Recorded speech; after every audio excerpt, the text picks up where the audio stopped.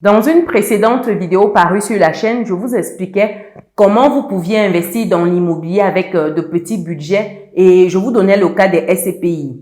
Pourquoi vous devriez investir dans les SCPI? Et vous étiez nombreux à me demander comment faire alors pour investir concrètement dans les SCPI.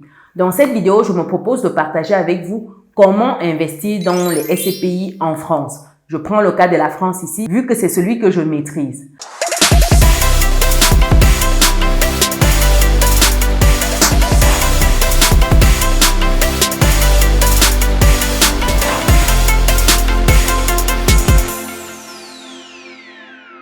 Donc, pour investir dans les SCPI, SCPI ici, c'est Société Civile de Placement Immobilier.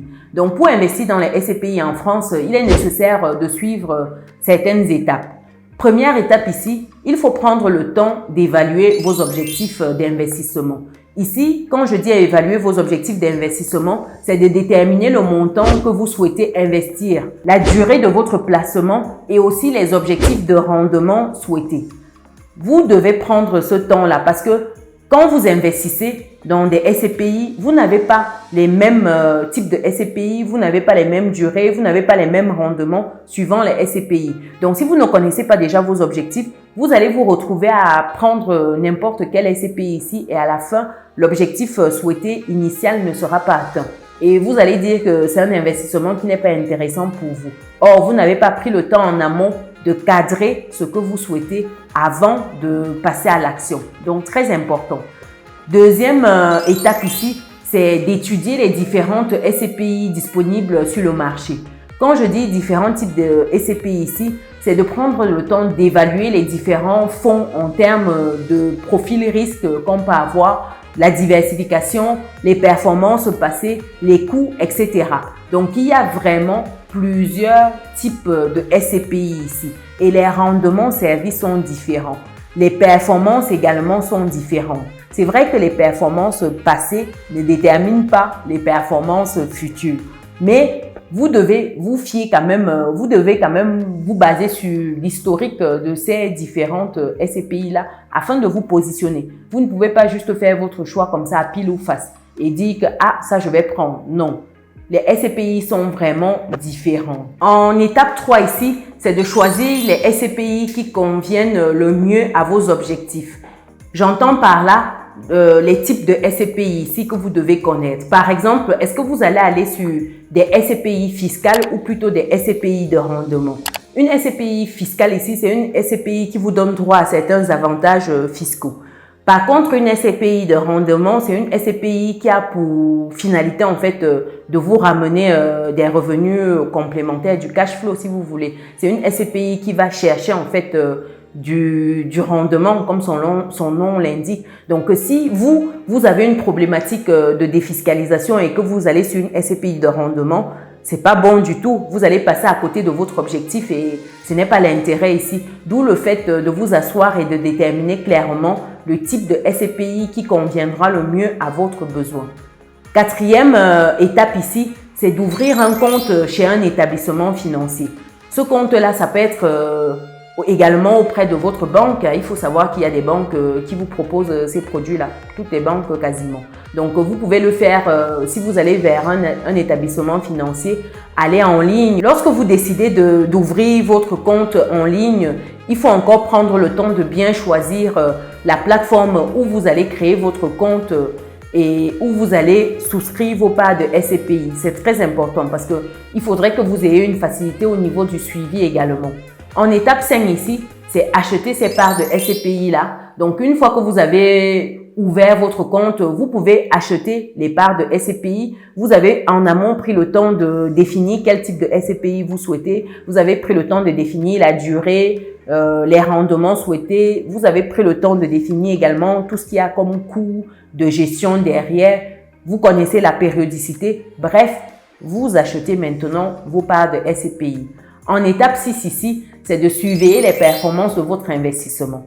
Donc, dans surveiller les performances ici, j'ai envie de vous dire, vous devez régulièrement évaluer votre investissement, vous devez évaluer votre stratégie, voir s'il ne faut pas ajuster des choses afin de ne pas perdre de vue vos objectifs. Avant de passer à la 7e étape ici, si tu me découvres pour la première fois, je suis Chimène Nana, je suis entrepreneur et investisseuse en France et en Afrique et j'accompagne des personnes qui souhaitent investir, que ce soit dans l'immobilier ou dans les business.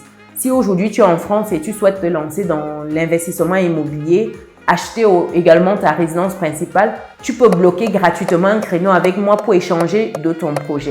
Le lien il est disponible dans le descriptif de cette vidéo et dans le premier commentaire qui est épinglé. En étape 7 ici, c'est de revendre vos parts de SCPI. Si vous souhaitez revendre vos parts de SCPI, vous pouvez le faire en tout temps en revendant vos parts à des établissements financiers.